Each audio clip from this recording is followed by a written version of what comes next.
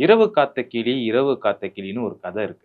அந்த கதைக்கு இப்ப எடுத்துக்காட்டா தான் தாவேகா தலைவர் விஜய் அவர்கள் வந்து மாறியிருக்காரு. ஏன்னா, கூட்டணிக்கு வாங்க சொல்லி நெறைய கட்சிகள வந்து தாவேகா சார்பா கூப்பிட்டாலும், எல்லா கட்சிகளும் நான் ஒண்ணு திமுக கூட்டணிக்கு போவேன். அப்படி இல்லன்னா அதிமுக கூட்டணி தான் போவேன்னு சொல்லிட்டு எல்லாருமே அவங்கவங்க கூட்டணிக்கு போய் சேர்ந்திருக்காங்க. இந்த ஒரு விஷயம் எப்ப ஆரம்பிச்சுச்சு கேட்டீங்கன்னா, 2024 செப்டம்பர் 27ஆம் தேதி அவரோட முதல் மாநாடுல விஜய் அவர்கள் வந்து ஒரு பொலிட்டிக்கல் பாம் ஒண்ணு போடுறாரு. அந்த பாம் என்னன்னா, இந்த மாரி என் கூட கூட்டணி வரவங்க, கூட்டணிக்கு மட்டும் வர தேவையில்ல. இந்த மாரி என்னோட ஆட்சி அதிகாரத்துல நான் வந்து பங்கு தருவேன் அப்படின்னு சொல்லிட்டு ஒரு பொலிட்டிக்கல் பாம் ஒண்ணு போடுறாங்க. அந்த ஒரு பொலிட்டிக்கல் பாம தொடர்ந்து நெறைய பேர் அவங்க கருத்துக்கள தெரிவிச்சாங்க. இது வந்து தமிழ்நாட்டுக்கு ஒரு புதுமையான ஒரு விஷயம். இதனால நெறைய கூட்டணி கட்சிகள் எல்லாருமே அவங்கவங்க கூட்டணி கட்சிகள விட்டுட்டு தாவேகா பக்கம் போறதுக்கு அதிகமான வாய்ப்புகள் இருக்கு சொல்லிட்டு சொல்லியிருந்தாங்க. அதிலயும் குறிப்பா விசிகா தான் முதல்ல இந்த மாரி இந்த ஒரு கூட்டணிக்கு போகும்னு சொல்லிட்டு நெறைய பேர் எதிர்பார்த்திருந்தாங்க. ஏன்னா விசிகாவோட ஆரம்ப கட்ட காலகட்டத்திலேருந்தே அவங்களோட லட்சிய குறிக்கோள்ன்றது ஆட்சிய பிடிக்கிறதுன்ற ஒரு விஷயம் தான். பட் இருந்தாலும் அவங்களோட வோட் பெர்சன்டேஜ் ரொம்ப கம்மியா இருக்கிற பட்சத்துல அவங்க கூட்டணி கட்சியோட தான் சேர்ந்து தொடர்ந்து பயணம் பண்ணி கொண்டிருக்காங்க. அந்த விதத்துல தாவேகா இந்த மாரி ஒரு ஆஃபர கொடுக்கும்போது விசிகா தான் ஃபர்ஸ்ட்டா இந்த ஒரு ஆஃபர எடுத்துக்கும்னு சொல்லி நெறைய பேர் எதிர்பார்த்தாங்க. அதே மாதிரி தான் அந்த ஒரு கட்சியில இருந்த ஆதவ அர்ஜுனா அவர்களும் அதுக்கேத்த மாரி திமுக எதிர்ப்பு குரல அங்கிருந்து தொடர்ந்து குடுத்துட்டு இருந்தாரு. அத தொடர்ந்து விசிகால இருந்து ஆதவ அர்ஜுனா அவர்கள் கூட வெளியேற்றிருந்தாங்க. அது மட்டும் இல்லாம அம்பேத்கர் புத்தக வெளியீட்டு விழாலயும் ஃபர்ஸ்ட் திருமாவளவன் வந்து கலந்துக்கிற மாரி இருந்துச்சு. ஆனா விஜய் அவர்கள் சீஃப் கெஸ்ட்டா போறதுனாலே திருமாவளவன் வந்து அந்த ஒரு ஃபங்ஷன்ல கலந்துக்கல. இருந்தாலும் அந்த ஒரு புத்தக வெளியீட்டு விழால விஜய் அவர்கள் வந்து ஓப்பனா ஒரு ஸ்டேட்மெண்ட் ஒண்ணு குடுத்திருந்தாரு. இந்த மாரி திருமாவளவன் வரலனாலும் அவரோட மனசு எல்லாமே இந்த ஒரு விழாவுல தான் இருக்குன்ற ஒரு விஷயத்த தெரிவிச்சிருந்தாங்க. அந்த ஒரு பேச்சுன்றது திருமாவளவன இந்த பக்கம் தாவேகா கூட்டணிக்கு இழுப்பதற்கான ஒரு செய்கையா தான் பார்க்கப்படுது கூட நெறைய பேர் அவங்க கருத்துக்கள தெரிவிச்சுட்டாங்க. ஆனா ஒரேபடியா அன்னைக்கு நைட்டே திருமாவளவன் அவர்கள் வந்து இந்த மாரி நான் புத்தக வெளியீட்ட போகாம இருக்கிறதுக்கு நெறைய காரணங்கள் இருக்கு. இருந்தாலும் நான் வந்து கூட்டணிக்கு வருவேன்ற மாரி எண்ணங்கள் இருக்குதுன்றது ரொம்ப தப்பா இருக்கு. இந்த மாரி நான் எந்த ஒரு கூட்டணிக்கு போமாட்டேன். என்னோட கொள்கைக்கு ஏற்றவாறு இருக்க திமுக கூட்டணியோட தான் நான் வந்து பயணம் மேற்கொள்வேன் அப்படின்னு சொல்லிட்டு திருமாவளவன் கட் அண்ட் ரைட்டா சொல்ட்டாரு. இருந்தாலும் நெறைய பேர் என்ன சொல்லியிருந்தாங்கன்னா, இந்த மாரி தாவேகா பிளஸ் விசிகா கூட்டணி உண்டாக போகுது சொல்லிட்டு அவங்களோட கருத்துக்கள சொல்லிட்டு இருந்தாங்க. ஆனா கிரவுண்ட் லெவல்ல பார்க்கும்போது விசிகாவோட தொண்டர்களும் சரி, விசிகாவோட பொதுச் செயலாளர்களும் சரி, அதே சமயம் விசிகாவோட தலைவரான தொல் திருமாவளவன் அவர்களும் சரி, இல்ல எங்களோட கூட்டணி திமுகவோட தான். நாங்க வந்து திமுக விட்டு வேற எங்கேயும் போறதா இல்ல அப்படின்ற ஒரு விஷயத்த கட் அண்ட் ரைட்டா சொல்ட்டாங்க. அத தொடர்ந்து தாவேகாவோட விசிகா கூட்டணின்றது ஒரு பகல் கனவா தான் போச்சுன்னு சொல்லி ஆகணும்.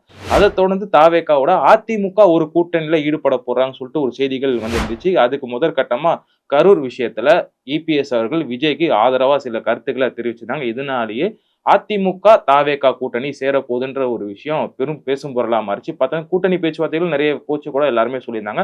அதிலயும் குறிப்பா அதிமுக, தாவேகாக்கு இந்த மாரி நான் உங்களுக்கு இவ்வளவு சீட்ஸ் தரேன். அது மட்டும் இல்லாம விஜய் அவர்கள துணை முதலமைச்சரா நாங்க ஆக்குறோம்னு சொல்லிட்டு இந்த மாரி நெறைய ஆஃபர்ஸ குடுத்தாங்க. பட் இருந்தாலும் தாவேகா சார்பா இருந்து பேசும்போது, எங்களால துணை முதலமைச்சராலாம் ஆக முடியாது. வேணா நாங்க முதலமைச்சரா இருக்கோம். நீங்க வேணா துணை முதலமைச்சரா ஆகுங்கன்னு சொல்லிட்டு இந்த மாரி அவங்க ஒரு ஆஃபர் குடுக்க 2 பேருக்குமே அந்த ஒரு ஆஃபர் டீலிங்ன்றது அந்த அளவுக்கு பெருசா எடுபடல. அதனாலேயே அந்த அதிமுக, தாவேகா கூட்டணின்றது ஒரு அடுத்த கட்டத்துக்கு போகாம பேச்சுவார்த்தையிலயும் முடிஞ்சிடுற ஒரு விஷயம் நம்ம எல்லாருக்குமே தெரியும். அது பத்தாததுக்கு பாஜக ஆல்ரெடி அதிமுக கூட்டணியில இருக்கிறதுனாலயே தாவேகா அந்த ஒரு கூட்டணிக்கு போறதுன்றது ஒரு மிகப்பெரிய ஒரு கேள்விக்குறியா தான் இருந்துச்சு. இருந்தாலும் தாவேகா ஒரு வேள அதிமுகவ ஓகே நீங்க சொல்ற டீலிங்க்கு நாங்க வந்து ஒத்துக்கிறோம். நீங்க வாங்க அப்படின்னு சொல்லியிருந்தாங்கன்னா, அதிமுக, பாஜக கூட்டணிய முறிச்சுக்கிட்டு அதிமுகவும், தாவேகாவும் கூட்டணி சேர்ந்திருக்கும். ஒருவேளை அதிமுகவும், தாவேகாவும் கூட்டணி சேர்ந்திருந்தா, இந்த ஒரு 2026 தேர்தல்ல ஒரு மிகப்பெரிய திருப்பு முனையா தான் அமைஞ்சிருக்கும். திமுக கூட்டணிக்கு அது வந்து ஒரு மிகப்பெரிய ஒரு போட்டி கூட்டணியா தாவேகாவும், அதிமுகவும் மாறியிருக்கும். பட் இருந்தாலும் அந்த ஒரு தாவேகா, அதிமுக கூட்டணின்றது ஒரு பகல் கனவா தான் போச்சு. பத்தாததுக்கு ஒரு மேடையில விஜய் அவர்கள் வந்து அதிமுக ஊழல் சக்தின்னு வந்து சொல்லியிருப்பாரு. அந்த ஒரு பேச்சுக்கு அப்புறம் பார்த்தீங்கன்னா, இதுவரைக்கும் நெறைய கட்சி தலைவர்கள் பார்த்தீங்கன்னா, தாவேகாவ நெறையபடி விமர்சனம் பண்ணியிருக்காங்க. ஆனா, அது எல்லாத்துக்கும் ஒரு படி மேல போய் அதிமுக பார்த்தீங்கன்னா, விஜய் அவர்கள ரொம்ப நேரடியாவே விமர்சிக்க ஆரம்பிச்சாங்க.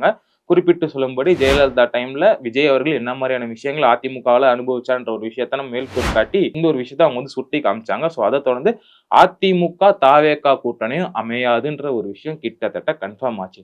அதுக்கப்புறம் என்ன சொன்னாங்கன்னா, இந்த மாரி டிடிவி தினகரன் வந்து தாவேகா கூட்டணிக்கு வரப்போறார்ன்னு சொல்லிட்டு ரொம்ப நாளாவே ரூமர் போச்சு. ஏன்னா செங்கோட்டையன் அவர்கள் யாரும் எதிர்பார்க்காத விதமா அதிமுகலருந்து திமுகவுக்கு தான் போவாருன்னு எல்லாரும் எதிர்பார்த்திருந்த டைம்ல, நான் திமுகக்குனா போல ஜி. என்னோட இந்த அடுத்த அரசியல் கட்ட பயணம்ன்றது தாவேக்கால விஜய் கூட தான் அப்படின்னு சொல்லிட்டு விஜயோட போய் அவர் கட்சியில போய் ஸ்ட்ரெய்ட்டாவே இணைஞ்சிட்டாரு. செங்கோட்டையன் அவர்கள் சேர்ந்ததுக்கு அப்புறம் அந்த கட்சியில இருக்க நிறைய லயலாமணியும் சரி, அதே மாதிரி ராஜ்மோகனும் சரி, இந்த மாதிரி அவங்க ஒரு யூடியூப் சேனல்ல அவங்களும் 2 பேரும் மாறி மாறி இன்டர்வியூ பண்ண ஒரு வீடியோல இவரு மட்டும் வரல, இவரு கூட சேர்ந்து அவரு வராரு, அவரு மட்டும் வரல, அவரோட சேர்ந்து இவரு வராரு சொல்லிட்டு ஆளாளுக்கு பில்டப் பண்ணாங்க. அதுக்கேத்த மாதிரி டிடிவி தினகரனும் இந்த ஒரு கூட்டணிக்குள்ள வருவாரு சொல்லி தான் நிறைய பேர் எதிர்பார்த்தாங்க. ஆனா டிடிவி தினகரன் திடீர்னு ஒரு யூ-டர்ன போட்டு இந்த மாதிரி என்னோட இந்த 2026 தேர்தல்ல என்னோட கூட்டணின்றது என்டிஏ கூட தான் சொல்லிட்டு ஒரு அதிகாரப்பூர்வமா அறிவிச்சிருந்தாரு. அதனால அந்த ஒரு விஷயத்திலுமே தாவேகாக்கு ஒரு மிகப்பெரிய ஏமாற்றம் தான் ஏற்படுத்துச்சு.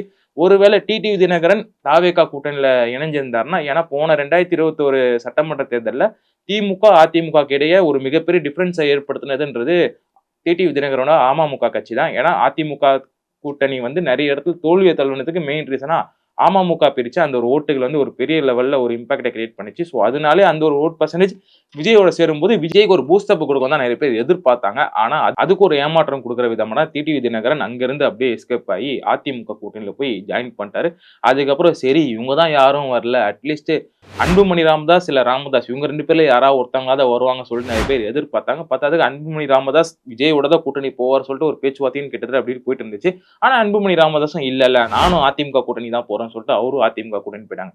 சரி எல்லாரும் தான் போயிட்டீங்க, கடைசியில எங்க அண்ணனோட கட்சி விஜயகாந்த் அவரோட தேமுதிகாவது எங்க கூட கூட்டணிக்கு வர சொல்லிட்டு மலை போல நம்பிட்டு இருந்தாங்க. ஆனா யாருமே எதிர்பார்க்காத விதமா திடீர்னு பிரேமலதா விஜயகாந்த் அவர்கள் வந்து ஸ்டாலினை போய் நேரடியா சந்திச்சு இந்த மாதிரி நான் வந்து திமுக கூட்டணியில போய் இணைய போறேன்னு சொன்னதுக்கப்புறம் அந்த ஒரு விஷயமே விஜய்க்கும் சரி, விஜயோட ரசிகர்கள் மற்றும் தாவேகா ஆதரவாளர் எல்லாருக்குமே ஒரு பெரிய அதிர்ச்சி தான் ஏற்பட்டுச்சு. ஏன்னா ஒருவேளை தேமுதிக விஜயோட கூட்டணி வச்சிருந்தாங்கன்னா அந்த ஒரு ஓட் பெர்சன்டேஜ்ன்றது இன்னொரு ஒரு வேற லெவல்ல போயிருக்கும். ஆனா தேமுதிகவும் தாவேகாவுக்கும் ஒரு டாடா பாபாய் சொல்லிட்டு திமுக கூட்டணி தான் போய் சேர்ந்திருக்காங்க. இவங்க எல்லாரும் போயிட்டாங்க. லாஸ்ட்ல ஒரே ஒரு ஆள் ஓபிஎஸ் அவராவது செங்கோட்டையன் மாதிரி தாவேகா கூட்டணிக்கு வருவாரா அப்படின்னு சொல்லி எல்லாரும் எதிர்பார்த்துட்டு இருந்த டைம்ல தான் ஓபிஎஸ் அவர்களும் நானும் திமுகவுக்கு தான் போறேன், திமுகவுக்கு போறது மட்டும் இல்ல திமுகல போய் இணைய போறேன் அப்படின்னு சொல்லிட்டு செங்கோட்டையன் எப்படி அதிமுகல இருந்து தாவேகாவுக்கு போனாரோ அதே மாதிரி ஓபிஎஸ் அவர்கள் வந்து திமுகவுக்கு போய் இணைஞ்சாரு. கிட்டத்தட்ட தாவேகாவுக்கு இருக்கிற எல்லா கேட்ஸுமே க்ளோஸ் ஆச்சு. இருந்தாலும் அப்பப்ப அரசல் புரசலா காங்கிரஸ் வந்து தாவேகாவோட கூட்டணி போகுது, ராகுல் காந்தி போன்ல பேசிட்டாரு, விஜய் அவர்கள் வந்து கூட்டணி போறாரு, ஜனநாயகனுக்கு வந்து ஆதரவு தெரிவிச்சிருக்காரு, அதனாலே ராகுல் காந்தி கண்டிப்பா தாவேகா கூட்டணிக்கு போவார் சொல்லிட்டு நிறைய பேர் அவங்க கருத்துக்களை தெரிவிச்சிருந்தாங்க. அதுக்கேற்ற மாதிரி தான் கடந்த ஒரு 3 வாரமாவே திமுக காங்கிரஸ் கூட்டணின்றது ஒரு இழுபறியா போயிட்டு இருந்துச்சு. தமிழ்நாட்டுல இருக்க நிறைய காங்கிரஸ் தலைவர்கள் ஒரு சில பேர் பாத்தீங்கன்னா தாவேகாவோட கூட்டணி போகணும்னு சொல்லிட்டு நேரடியாவே அவங்களுக்கு கருத்துக்களை தெரிவிச்சிருந்தாலும் காங்கிரஸ் தலைவரான செல்வ பெருந்தகை வந்து இல்ல எங்களோட கூட்டணின்றது திமுக கூட மட்டும் தான், நாங்க வேற யாரு கூடயும் போலாதுன்னா அவரோட தனிப்பட்ட கருத்து சொல்லிட்டு அது வந்து ஒரு ஆஃப் ஸ்டேட்மெண்ட் கொடுத்திருந்தாரு. பட் இருந்தாலுமே டெல்லி காங்கிரஸை பொறுத்த வரைக்கும் யார் கூட கூட்டணி போலான்ற ஒரு மிகப்பெரிய ஒரு குழப்பத்துல தான் இருந்தாங்க சொல்லியானோம். அதுலயும் குறிப்பா ராகுல் காந்தி அவர்கள் பேசாம தாவேகாவோட கூட்டணிக்கு போலாமா அப்படின்னு சொல்லிட்டு ஒரு யோசனையில இருந்ததாகவும், அது மட்டும் இல்லாம மற்ற தலைவர்கள் மூத்த தலைவர்கள் மல்லிகார்ஜுன கார்கேவும் சரி, அதே மாதிரி சோனியா காந்தி அவர்களும் சரி, இல்ல நம்ம வந்து திமுக கூட்டணியே போலாம், ஏன்னா ஆல்ரெடி அவங்க நமக்கு வந்து 40 எம்பி கிட்ட கொடுத்திருக்காங்க, அதை நம்ம இழக்க முடியாது, அதனால நம்ம வந்து திமுக கூட்டணியோட போலாம்னு சொல்லிட்டு இந்த மாதிரி ஒரு குழப்பத்திலே தான் காங்கிரஸ் கட்சியினர் வந்து இருந்திருந்தாங்க. அது எல்லாத்துக்கும் முற்றுப்புள்ளி வைக்கிற விதமா நேத்து நைட்டு வந்து காங்கிரஸ் கட்சி திமுகவோட கூட்டணி ஒப்பந்தம் கையெழுத்திட்டு இருக்காங்க. முதல்ல திமுக சார்பா கொடுத்த கவுண்ட்ன்றது 25 தான் இருந்துச்சு. பட் இருந்தாலும் காங்கிரஸ் கட்சி வந்து ஆட்சி அதிகாரத்துல பங்கு கேட்டதுனால திமுக வந்து ரொம்ப கடுப்புல தான் சுத்தி இருந்தாங்க. உனக்கு ஆட்சி அதிகாரத்துல பங்கு வேணா நீ எனக்கு கூட்டணியிலே வர தேவையில்ல, நீங்க கண்டிப்பா வெளியே போலாம் அப்படின்னு சொல்லிட்டு திமுக வெளிப்படையாவே சொன்னதா சில கருத்துக்கள் இருக்கு. அதை தொடர்ந்து ரொம்ப இழுபறிக்கு மத்தியில காங்கிரஸ் கூட்டணி நேத்து வந்து கிட்டத்தட்ட கையெழுத்து போட்டாங்க திமுகவோட. அந்த வகையில நீங்க வந்து 25 கொடுக்குறோன்னு சொல்லியிருந்தோம் நாங்க. நீங்க ரொம்ப கஷ்டப்பட்டு கேட்டதுனால 25 இருந்து எக்ஸ்ட்ரா ஒரு 3 சீட் தரோம், 28. அது மட்டும் இல்லாம ஒரு ராஜ்யசபா எம்பியும் நாங்க சேர்த்து தரோம் சொல்லிட்டு இந்த ஒரு கூட்டணி கையெழுத்து வந்து இப்போதைக்கு கடைசியா முடிவாயிருக்கு. காங்கிரஸாவது வருவாங்க சொல்லிட்டு நிறைய பேர் எதிர்பார்த்து காத்திருந்தாங்க தாவேகாக்கு. அதுவுமே கடைசியில ஒரு பகல் கனவா தான் போச்சுன்னு சொல்லணும். கிட்டத்தட்ட தமிழ்நாட்டுல இருக்க அனைத்து பெரிய கட்சிகளுமே ஒண்ணு திமுக கூட்டணி போயிட்டாங்க, இல்ல அதிமுக கூட்டணி போயிட்டாங்க. ஆனா யாருமே தாவேகா கூட்டணிக்கு யாருமே வரல. இதனால விஜய்க்கு ஒரு மிகப்பெரிய செட்பேக்கா கேட்டா கூட்டணியா பார்க்கும்போது ஒரு மிகப்பெரிய செட்பேக் தான் சொல்லியாகணும். இருந்தாலும் விஜய் அவர்களுக்கு அவர் பின்னாடி இருக்க அந்த ஒரு ஓட் பெர்சன்டேஜ் இது வரைக்கும் அவருக்கு வந்து என்ன ஒரு ஓட் பெர்சன்டேஜ் இருக்கிறது யாருமே முடிவு பண்ண முடியல. அது காரணம் அவர் இது வரைக்கும் எந்த எலெக்ஷனும் சந்திக்கல. இருந்தாலும் அவர் போடுற பொதுக்கூட்டங்கள்ல அவருக்கு கூடுற கூட்டங்களை பார்க்கும்போது அவர் ஒரு கண்டிப்பா ஒரு ஓட் பெர்சன்டேஜ் எடுப்பாங்கன்றது எல்லாரோட கருத்தா இருக்கு. அதுல எந்த ஒரு மாற்று கருத்துமே இல்ல. அதனால அவரு என்ன மாதிரியான ஒரு ஓட் பெர்சன்டேஜ் எடுக்க போறான்ற மாதிரி வெயிட் பண்ணி தான் பார்த்தாலும் இந்த மாதிரி கூட்டணி கட்சிகள் அங்கங்க போனதுனால திமுகவும் சரி அதிமுகவும் சரி பலம் ஏறிட்டு தான் போயிட்டு இருக்கு. பட் இருந்தாலும் வெயிட் பண்ணி தான் பார்த்தோம்னா தாவேகா தனித்து விடப்பட்டிருந்தாலும் விஜயோட அந்த ஒரு செல்வாக்க அந்த ஒரு பிராண்டை வச்சுக்கிட்டு தாவேகாவால எந்த அளவுக்கு ஒரு மிகப்பெரிய ஒரு இம்பாக்ட 2026 தேர்தல்ல கிரியேட் பண்ண போறாங்க நம்ம வந்து வெயிட் பண்ணி தான் பார்த்தாகணும். ஸோ கிட்டத்தட்ட எல்லா கூட்டணி கட்சிகளுமே அவங்கவங்க கூட்டணி கிட்ட போய் சரண்டர் ஆயிட்டாங்க. எனக்கு இவ்வளோ சீட்டு குடுங்க, இவ்வளோ சீட்டு குடுங்கன்னு சொல்லிட்டு பேச்சுவார்த்தைலாம் போயிட்டு இருக்கு. இதுக்கப்புறம் யாரும் வெளிய வரதுக்கான வாய்ப்புகள் கிடையாது. ஸோ கிட்டத்தட்ட தாவேகா இந்த ஒரு 2026 எலக்ஷன்ல மக்கள நம்பி மட்டுமே களம் இறங்க போறாங்க. ஸ்டார்ட்டிங்ல விசிகா வருவாங்க, காங்கிரஸ் வருவாங்க, தேமுதிக வருவாங்க, பாமக வருவாங்க. நம்ம தான் மகா கூட்டணி அமைக்க போறோம்னு சொல்லிட்டு தாவேகா ஆதரவாளர்கள் நெறைய பேர் அவங்க கருத்துக்கள தெரிவிச்சிருந்தாலும், அவங்களுக்கு ஒரு மிகப்பெரிய ஒரு ஏமாற்றமா தான் இந்த ஒரு கூட்டணி நிலவரங்கள் வந்து தெரிவிச்சிருக்கு. பட் இருந்தாலும் விஜய் அவர்கள் அவரோட ரசிகர்களையும், அவரோட ஆதரவாளர்கள் மற்றும் தமிழக மக்கள் நம்பி தன்னந்தனியா களம் இறங்குறாரு. அவங்களுக்கு தமிழக மக்கள் என்ன மாரியான ஒரு ரிசல்ட்ட இந்த ஒரு 2026 எலக்ஷன்ல குடுக்க போறான்ற ஒரு விஷயத்த நம்ம வெயிட் பண்ணி தான் பார்த்தாகணும்.